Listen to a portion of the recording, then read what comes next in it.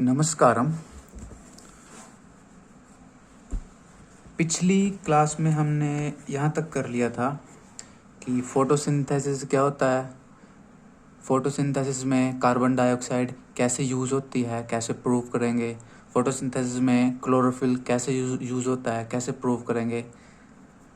उसमें एक चीज़ बतानी रह गई थी कि स्टोमेटा कैसे काम करता है। उसको थोड़ा सा डिटेल में करने की कोशिश करते हैं कि स्टोमेटा होता क्या है। जैसे प्लांट में लीव्स होते हैं, पत्ते होते हैं। लीव्स के नीचे कुछ होल्स होते हैं जिनको हम कहते हैं स्टोमा या स्टोमेटा। तो एक जो होल होता है उसको तो बोलते हैं स्टोमा, और कई सारे जब होल होते हैं तो उसको बोलते हैं स्टोमेटा। तो स्टोमा सिंगुलर है, स्टोमेटा प्लूरल है। तो स्टोमेटा क्या होते हैं, लीफ के नीचे की साइड में कुछ होल्स होते हैं जिन होल्स की हेल्प से प्लांट कार्बन डाइऑक्साइड गैस को अंदर लेता है और अंदर से ऑक्सीजन गैस को बाहर रिलीज करता है। साथ में एक और काम करता है प्लांट, अंदर से वाटर के वेपर्स को, वाटर के मॉलिक्यूल्स को भी स्टोमेटा के जरिए बाहर हवा में रिलीज करता है।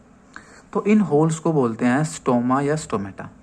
लीफ में ज़्यादातर स्टोमेटा लीफ के बैक साइड में नीचे की तरफ होते हैं, लेकिन कुछ स्टोमेटा लीफ में ऊपर की साइड पर भी होते हैं, लेकिन उनकी जो नंबर है बहुत कम होता है। मेनली स्टोमेटा नीचे ही होते हैं, ऊपर के सरफेस पे बहुत कम स्टोमेटा होते हैं।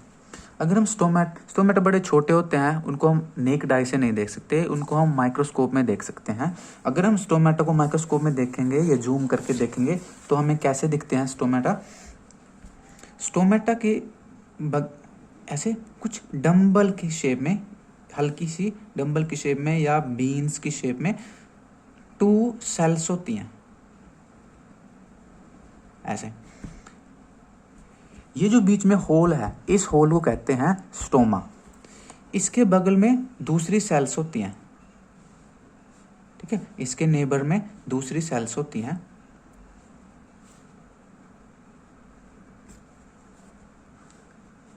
इस तरह से ये दूसरी सेल्स हैं, मान लो स्टोमेटा के पेरिफेरी में, इसके नेबर में ये दूसरी सेल्स होती हैं।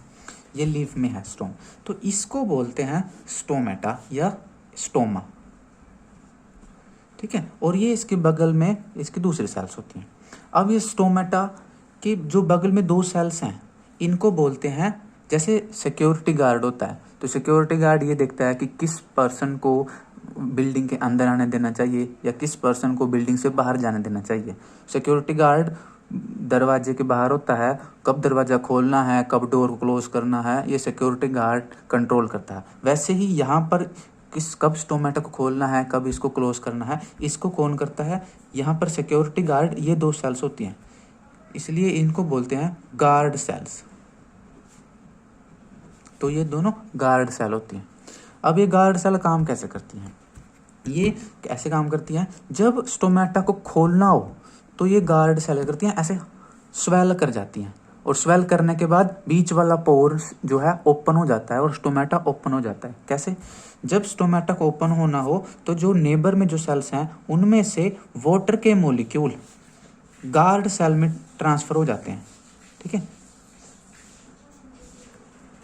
अगर मैं रेड पेन से दिखाऊं तो जो ये वाटर के मॉलिक्यूल हैं, ये गार्ड सेल में एंटर कर जाते हैं, इनमें से वाटर के मॉलिक्यूल, जिसकी वजह से क्या है, अब वो गार्ड सेल में क्या है, वाटर के मॉलिक्यूल एंटर कर गए, जिसकी वजह से गार्ड सेल स्वेल कर जाती है, टर्जिड हो जाती है, टाइट हो जाती हैं। जब वो सेल टाइट हो जाती हैं तो बीच का पोर जो है ओपन हो जाता है और प्लांट जो है मटेरियल का एक्सचेंज कर सकता है।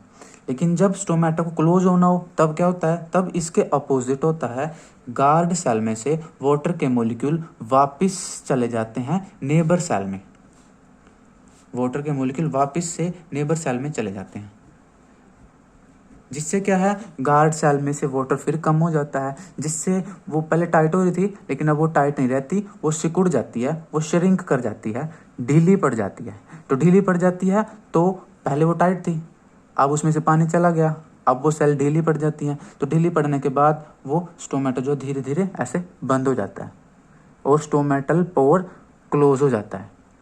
फिर जब स्टोमेटा को खोलना हो, फिर क्या करता है, नेबर सेल से फिर वाटर के मॉलिक्यूल्स गार्ड सेल में एंटर कर जाते हैं और स्टोमेटा की जो गार्ड सेल है फिर टाइट हो जाती हैं, तो स्टोमेटा का पोर फिर से ओपन हो जाता है।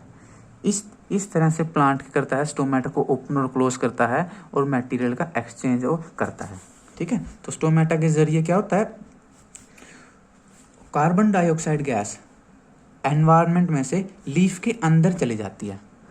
ठीक है, और लीफ में फोटोसिंथेसिस होने के बाद जो ऑक्सीजन गैस बनी है वो ऑक्सीजन गैस स्टोमेटा के जरिए बाहर आउट हो जाती है, बाहर निकल जाती है। साथ में फोटोसिंथेसिस में ही वाटर भी बनता है और ये वाटर भी स्टोमेटा के जरिए ही इन्वायरमेंट में बाहर आउट चला जाता है, बाहर निकल जाता है।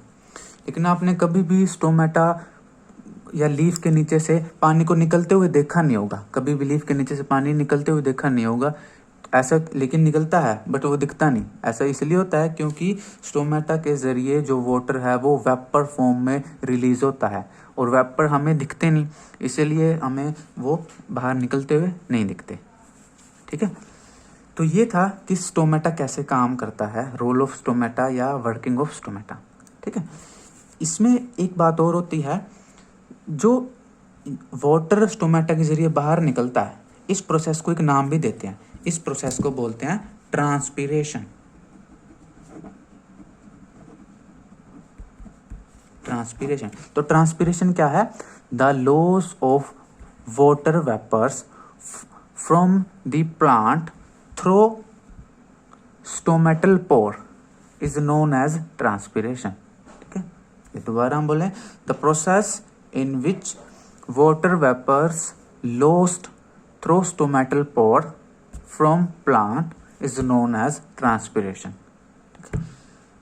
सो ये था कि स्टोमेटा क्या होता है, ट्रांसपीरेशन क्या होती है।